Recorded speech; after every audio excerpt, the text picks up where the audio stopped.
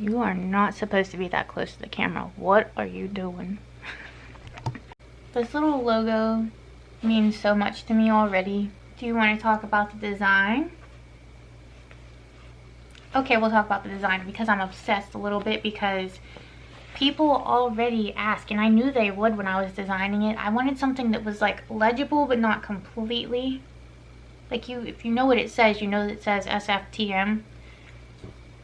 But so far, anytime I've showed someone, whether in person or the website, whatever it is, the first question they ask me is, what does that even say? You can't read it.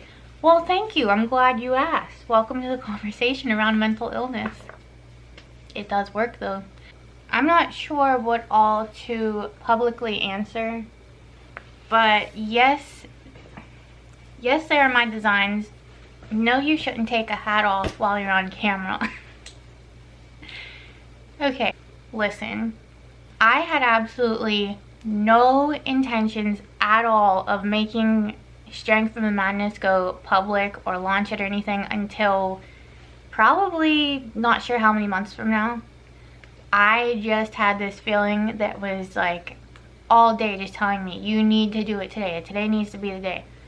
So I did it. Yeah, I may or may not have an impulse decision problem. So yeah, I went off of an impulse decision and I launched the site, and nothing was ready at all. I hadn't made any of my videos public yet. I started to put them on YouTube, but I kind of set them so only I could see them. I'm still super terrified, but right now at this point, I just feel like it is really important to emphasize that Strength from the Madness is my business, my brand that I'm building. It is me, it's all me.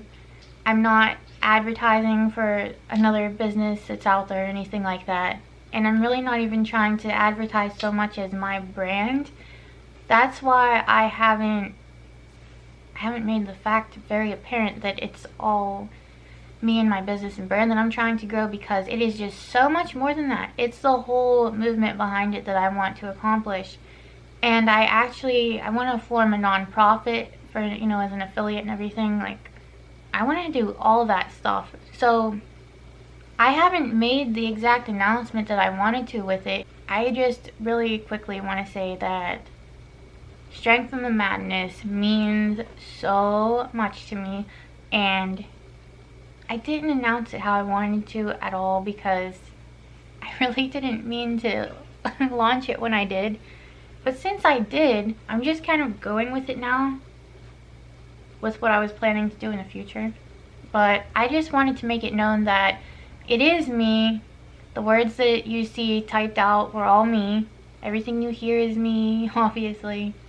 Everything that you see is me. The designs, I made them. Strength from the Madness really is where I'm just going to tell my story, because when I went through the worst of what I went through, there was just this huge void in the mental health and mental illness space, and I need to fill that void any way I possibly can. And this isn't really easy to do, putting myself out there like this, but ultimately I know that it needs done, because it's all that I seriously needed when I was going through the worst of it.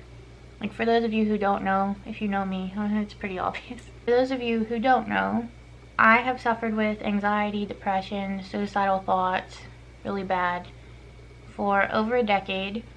I made it through the worst part of the journey that I was dealing with, but I still, of course, deal with it, but nowhere compared to where I was before. And I just want to be able to let people have someone to relate to, because I could never find anyone who I felt like I could relate to. They always had something else to their story. It was never just straight up anxiety and depression, to be honest, especially with the suicidal thoughts. And if I ever found someone who was publicly speaking out, they always had a step further. It was always either something like drug addiction or alcoholism or recovery from anything, really. And then also, the only time I've ever felt like I could relate to someone, they would start talking about their anxiety and depression and everything, but then they always had the added factor of like parenting or something like that. I can't relate to that, so it just never worked out. I understand now, looking back, I can understand why there is a whole entire void in the mental illness space, because when I was going through the worst of it, there was no way I would ever even think about telling my story or opening up about it, even just talking about it in general, especially putting it out there like I am right now. Point being, I never would have been able to do anything like this, so I understand why there is a void in the space, especially when you're afraid to do this that we're doing right now, and the fear of judgment that's going to be received. And I've already received some, I have, but mostly out of assumptions that were made that weren't even true. So we'll see how the judgment space goes here, but actually don't judge me, that'd be nice.